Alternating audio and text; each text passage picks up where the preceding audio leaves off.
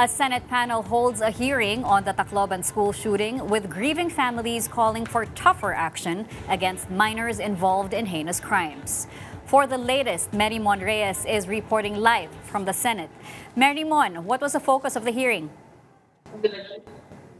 Cheska, in the just finished and however suspended hearing of the Senate Committee on Women, Children, Family Relations, and Gender Equality, they focused on checking on online gaming platforms such as Roblox, Minecraft, Egorbox, and others alike, plus a legislative inquiry on the shooting incident involving minors in Tacloban last June 22. And so far, ang nakita kasi nila dito, yung grupo or yung sinasabing violent extremist groups ay ginagawang pugad ang social media, even ang online gaming platforms, and they are recruiting minors, influencing them of certain principles or of doing violent actions and behaviors. And ang nakita nila, ito kasing grupo na to, yung 764 na network, ito ay kalat na rin daw sa iba't ibang mga bansa, including the US and Canada.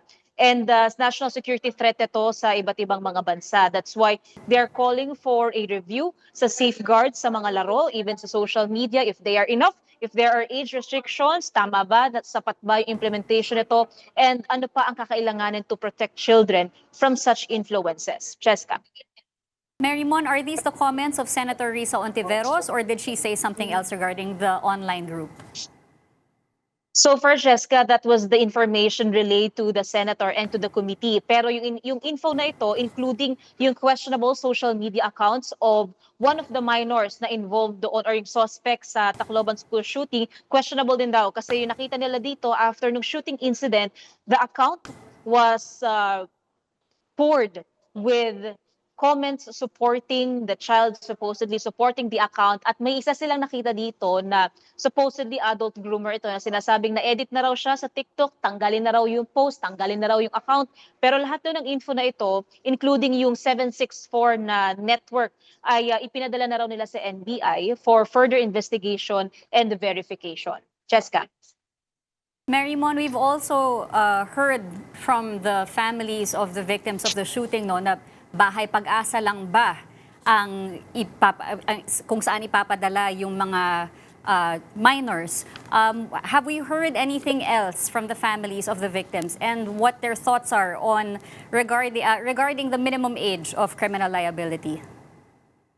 Cheska, 6 relatives of victims from the Tacloban shooting incident ang present either face-to-face or online. Pero very emotional sila at mahirap i-recall para sa kanila yung mga nangyari, especially yung time na nakita na raw nila yung anak nila na wala ng buhay at kamalay-malay. Ang sinabi ng isa sa mga magulang, dapat daw reviewin yung batas or reviewin yung pagpapababa ng edad pagdating daw sa criminal responsibility. It's also not enough na dadalhin lang daw sa mga bahay pag-asa etong mga menor de edad na nasasangkot sa heinous crimes. At ang sinasabi pa, lalong-lalo na raw pagdating sa kung may kinalaman daw yung kaso sa pagpatay, hindi raw sapat na ganito lang na ilalagay lang daw sa bahay pag-asa. Yun din yung nasabi ni Senator Raffy Tulfo na dapat may separate facility raw para sa mga ganitong klase ng kaso involving minors na ibang krimen ang kanilang ginawa.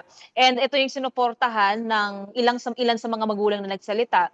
And yung sinasabi rin ng mga senador so far sa committee kanina, yun yung ilang mga amendments daw na maaaring tignan sa Juvenile Justice Act. Cheska.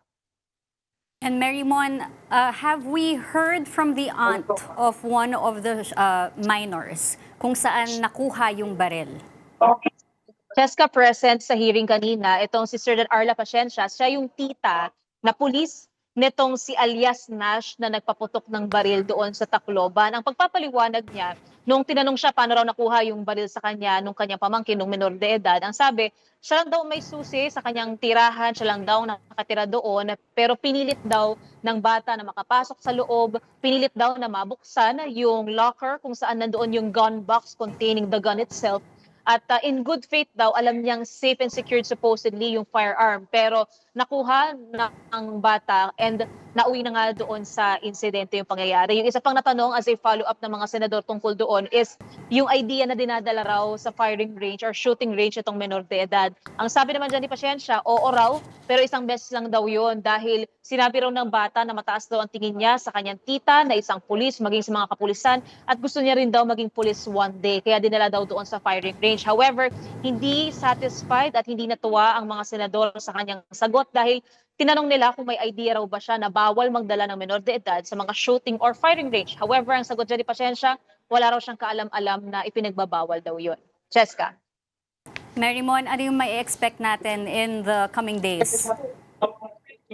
Cheska, for the Senate committee, they are expecting and anticipating another round of inquiry with stakeholders, with civil society groups, organizations, and even agencies na may say tungkol dito. Kasi hindi pa raw tapos eh. Ang nasabi kanina, marami pa raw hindi nakapagsalita, marami pa raw loopholes na kailangang bantayan or tignan, marami pa raw kailangang i-review, especially kung ang pag-uusapan na dito ay on the legislation.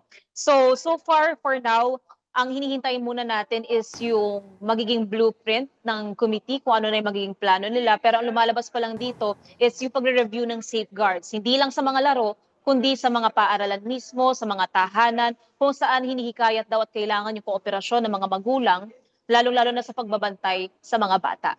Cheska. Thank you. That was mobile journalist Mary Mon Reyes.